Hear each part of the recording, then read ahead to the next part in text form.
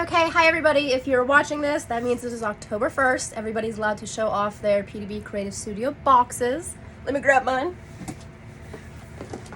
And in the bottom of your box, you got an airbrush machine. So I am going to show you how to use it. I'm going to show you the products that I use in my airbrush machine because I do have one already. And I'm going to show you my techniques. And then I'm going to record a second video on actually making a completed cup with the PDB airbrush machine.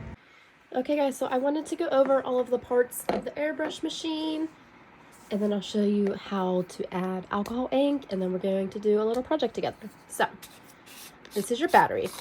It is powered by the USB cord that was in the bottom of your box. It definitely works best when it's fully charged, so make sure it has a really good charge. And that just screws in right to the bottom. This is where you put your product, and you were also given this option. It's a little bit bigger. I personally like the little one because I'm not working on any huge projects, and that also screws right in. If you take off the back, you're going to have two parts, okay? You're also going to have this. This is important because after you use your airbrush machine, you're going to want to clean it out thoroughly, okay? So this is your needle. As you can see, I've already used it. Be very careful with this needle. You do not want to bend it. You do not want to damage it, or else your airbrush is not going to flow properly. So this is also how I would clean it. You can use rubbing alcohol. Set that aside. And then you have your tip. And there are two parts to this.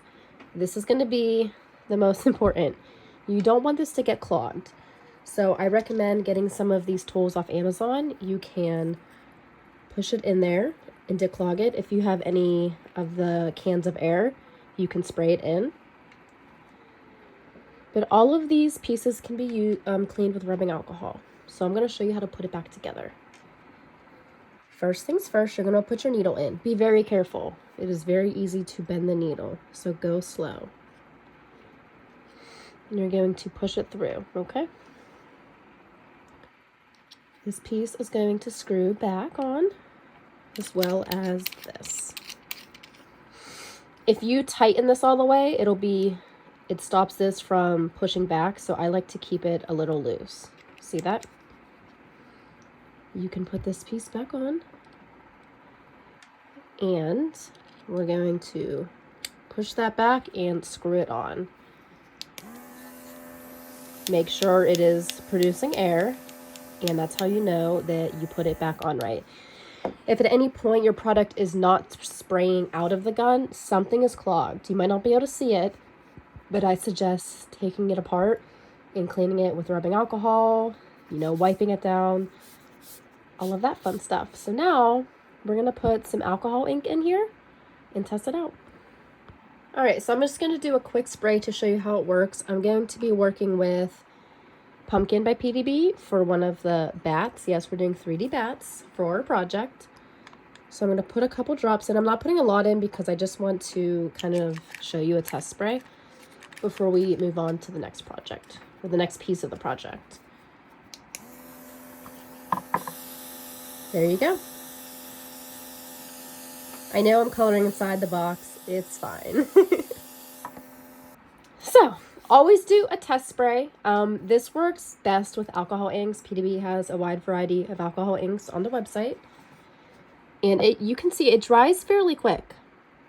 We're going to be using this for 3D bat pieces using the contents of our art resin box. This was just a sample one I was doing just to play with colors and mica powders. But you don't want to use spray paint on your 3D pieces. So you can use acrylic paint, or you can use your airbrush machine. And this is an example of what I did with my airbrush machine. So later on in the video, I'm actually going to walk you through the steps I took to do so. But first, I think it's super important that I show you how I would clean this, okay? So first, I like to spray all my product out. As you can see, I didn't put a lot in there, so there wasn't a lot to spray out. And I will start by, make sure you have something to protect your table because this can get messy. I start by taking this out. especially if you're going to another color. You're going to want to do this. You know, if you had black in here first and then you're going to white, you're definitely going to want to thoroughly clean your airbrush. So I always start by cleaning this off. You could also soak it in rubbing alcohol, but we're just going to use a wipe.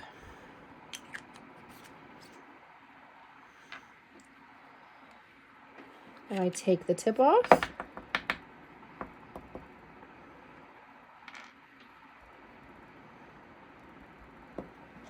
And I am going to clean this part. Remember I said this part was super important.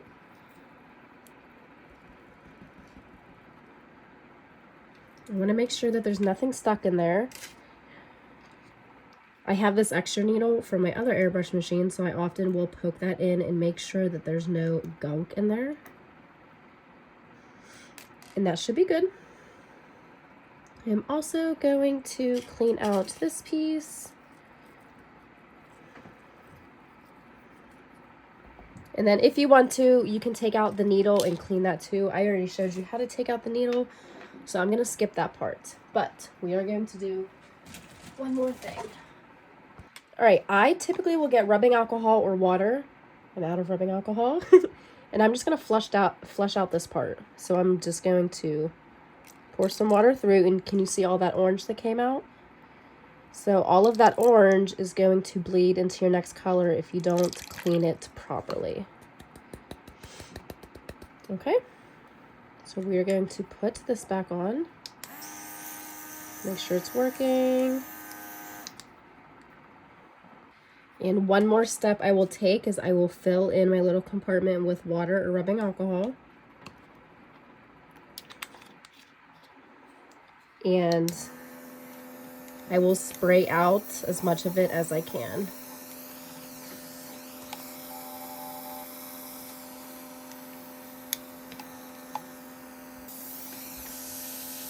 So you can definitely see water is coming out, so I'm pretty much just flushing this out.